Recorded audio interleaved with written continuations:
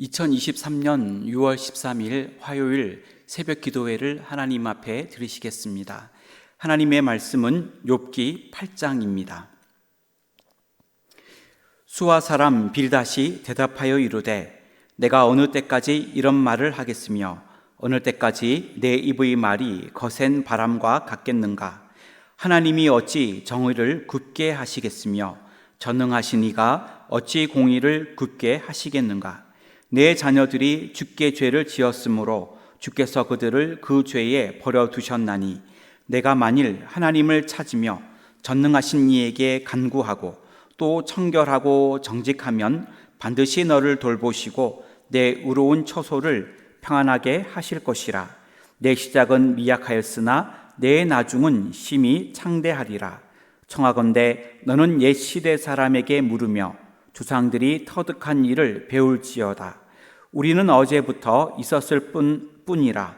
우리는 아는 것이 없으며 세상에 있는 날이 그림자와 같으니라. 그들이 내게 가르쳐 이르지 아니하겠느냐. 그 마음에서 나오는 말을 하지 아니하겠느냐. 왕골이 진펄 아닌 데서 크게 자라겠으며 갈대가 물 없는 데서 크게 자라겠느냐. 이런 것은 새 순이 돋아 아직 뜯을 때가 되기 전에 다른 풀보다 일찍이 마르느니라.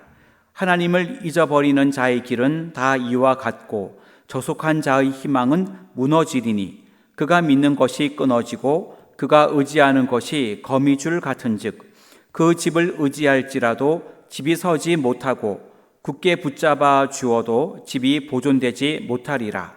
그는 햇빛을 받고 물이 올라 그 가지가 동산에 뻗으며 그 뿌리가 돌뿌리에 서리어서 돌 가운데로 들어갔을지라도 그곳에서 뽑히면 그 자리도 모르는 체하고 이르기를 내가 너를 보지 못하였다 하리니 그 길의 기쁨은 이와 같고 그 후에 다른 것이 흙에서 나리라.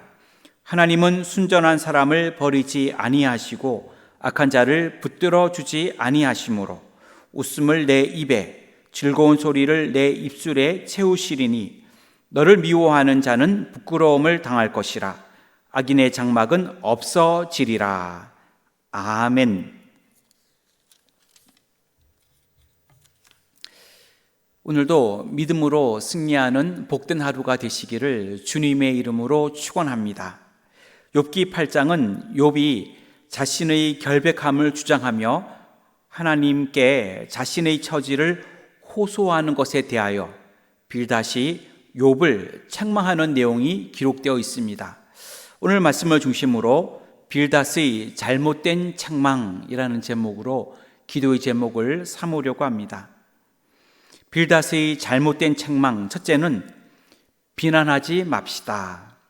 1절부터 3절까지인데 2절 말씀을 읽겠습니다.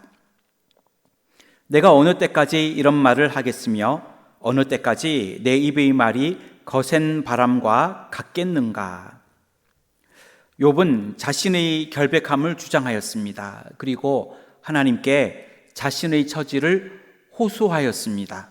그런데 빌닷은 욥의 이러한 말들을 경솔하고 거칠며 아무 가치 없는 바람과 같이 헛된 말로 규정하고 있습니다. 그리고 욥에게 그러한 말들을 중단할 것을 말하며 책망하였습니다.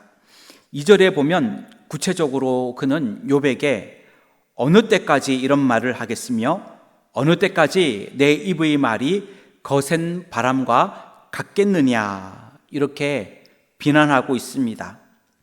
빌닷은 욥이 보편적으로 당연히 인정해야 할 하나님의 정의를 인정하지 않고 있다라고 생각하였습니다.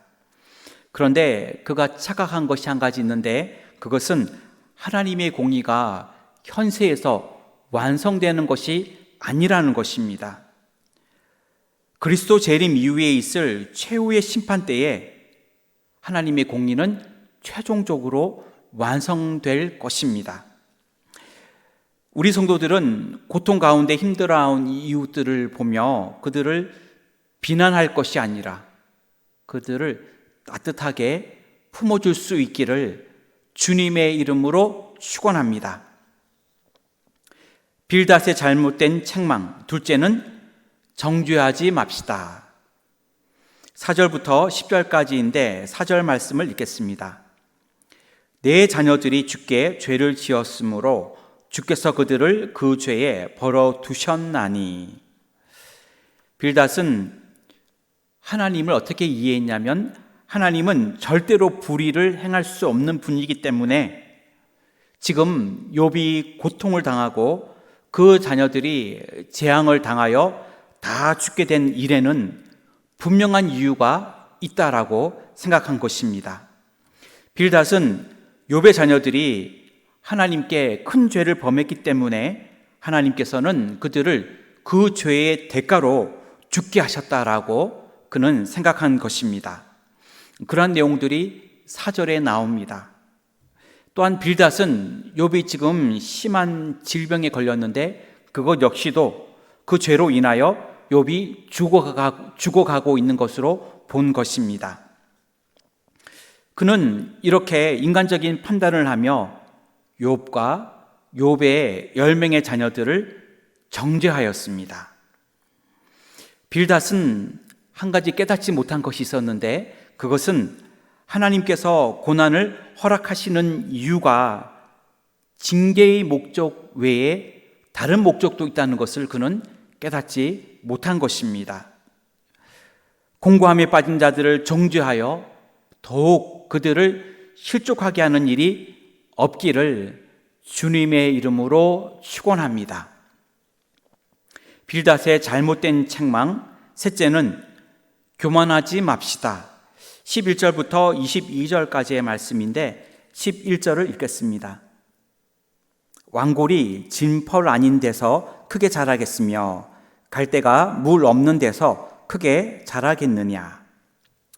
빌닷은 왕골과 갈대가 물이 잘 공급되면 키가 크고 울창하게 자라지만 만약 물의 공급이 중단되게 되면 다른 식물들보다 더 빨리 시들어 버린다는 것을 예로 들었습니다. 그리고 악한 자, 하나님을 잃어버리고 사는 자들의 번영이 이와 같을 뿐이다, 이렇게 설명하고 있습니다. 그런데 이러한 주장을 욥에게 적용시키는 것은 매우 교만한 모습입니다. 빌닷은 욥을 외식하는 종교인으로 몰아붙였고 욥의 고난이 그 죄악으로 인한 귀결이라고 주장한 것입니다. 남을 판단하고 정죄할 수 있는 권세는 우리에게는 없습니다. 오직 의로운 재판장 되시는 하나님께만 그 권세가 있습니다. 사실 욥에 대하여 하나님은 그를 온전하고 정직하며 하나님을 경외하여 악에서 떠난 자라고 그렇게 성경에서는 계속 욥을 평가하고 있습니다. 우리 모두는 교만하지 말고 늘 겸손하게 하나님을 잘 섬길 수 있기를 주님의 이름으로 축원합니다. 기도하겠습니다. 하나님, 빌닷은 욥을 책망하고 있습니다. 하나님, 우리는 비난하지 않기를 원합니다. 고통 중에 힘들어하는 이웃들에게 비난할 것이 아니라 그들을 따뜻하게 품어줄 수 있는 우리들이 되기를 원합니다. 또한 빌닷은 책망할 때에 욥을 정죄하고 있습니다. 또한 욥의 10자녀들을 정죄하고 있습니다. 하나님, 공고함에 빠진 자들을 정죄하여 더욱 실족하게 하지 않도록 우리를 붙들어 주시옵소서. 또 빌닷은 교만한 모습으로 욥을 판단하고 있습니다. 그를 정죄하고 있습니다. 하나님, 오직 하나님만 그 판단할 수 있는 분임을 기억하고 우리의 인간적인 생각으로 판단하거나 정죄하지 아니하도록 주님, 우리를 늘 겸손하게 주님 앞에 서도록 인도하여 주시옵소서. 우리 교회를 축복하여 주시고 큰 기쁨이 있는 교회로 우리 교회가 하나님께 큰 영광 돌릴 수 있도록 축복하여 주옵시고 하나님을 더 기쁘시게 하는 교회가 되도록, 큰 기쁨이 우리 교회 위에 넘치도록 늘 복을 허락하여 주시옵소서. 우리나라 민족 대통령 유종자들에게 함께 하시며 인도 캄보디아 해외 선교, 그리고 저도 국내 선교 위에 큰 은혜를 내려주시고, 이 시간에도 기도하는 건강의 문제, 물질의 문제, 또 생업과 앞길과 직장과 가정의 모든 문제, 자녀들을 위한 모든 기도 위에 함께하여 주시옵소서. 오늘도 우리 위에 은혜 베풀어 주시기를 원하오며 예수님의 이름으로 기도하옵나이다. 아멘.